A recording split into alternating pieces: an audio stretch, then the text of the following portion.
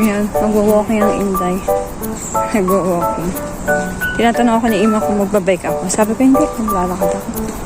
Ayoko mag-bike ngayon. Mag-walking ang Inday.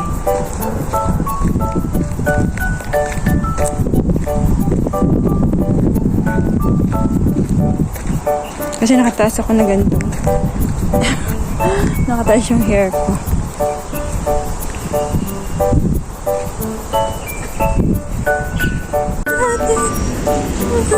Daming bunga ng olive. Olive! Yung puno ng olive.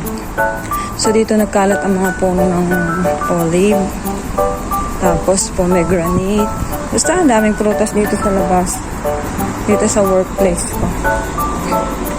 Daming prutas na makikita pag lumabas ka. Pwede kang kumuha. Pag nasa bahay, tas nakalagpas sa bakuran, pwede kang kumuha.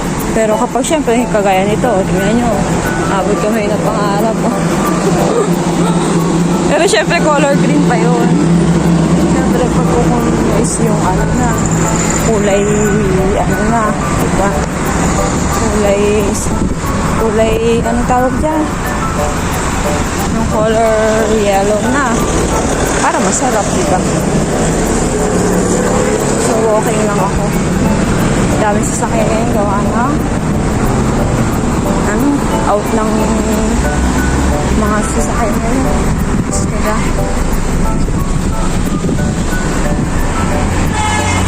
Pero dito, kapag may nakita naman silang na tao, nag-i-stop sila. Unlike sa atin sa atin, talagang dire-diretso pag may nakikita ng tao. Yun yung kagandahan dito. So dito bibihira ang mga car accident. Meron pa ilan-ilan pero hindi kagaya sa Pilipinas.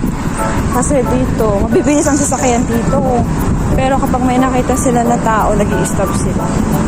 May pa ilan-ilan pa rin na hindi, pero mas madami pa rin yung nag-i-stop kapag may nakitang tao sa pedestrian lane. Automatic yan mag-i-stop sila. Ayan, tutuloy ng mga sasakyan dito. Kasi 6 na. Out na ng mga pauwi na sila sa mga bahay-bahay nila. So, nag-walking ako. Hindi ako nag-bike ngayon. Sabi ni Ima ko magbabike ako. Sabi ko, ayoko. Nakasapatos kasi ako na yung samba. Madudungisan doon sa bike. Sabi ko, ayoko mag-bike, maglalakad ako. Feel na feel ko maglakad dito. Feel na feel maglakad.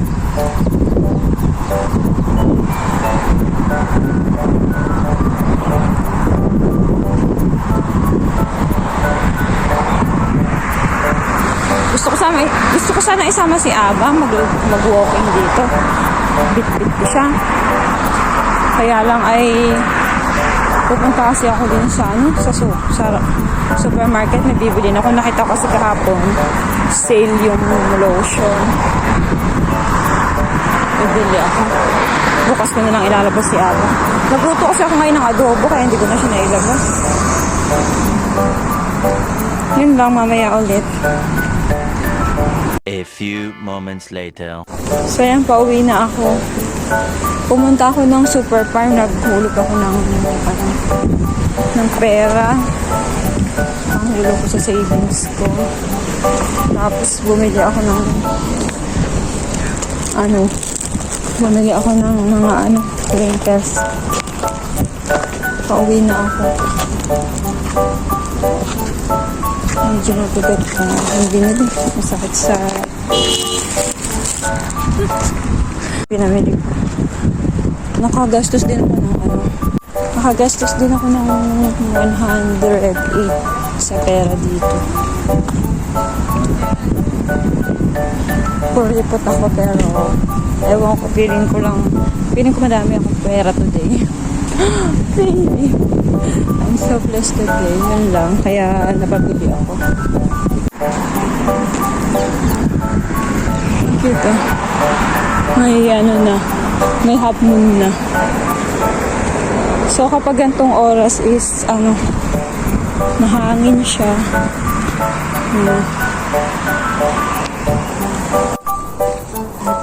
So yan, ginabi na ako. Ginabi na ang Inday. Madilim na. Madilim na. Madilim na. Ay, pagtsikahan kasi ako, nakita ko. Nakita ko yung kaibigan ko. Dapat kanina pa ako nasa bahay. Sabihin ko na lang kay Ima, ang daming tao. Aray ko.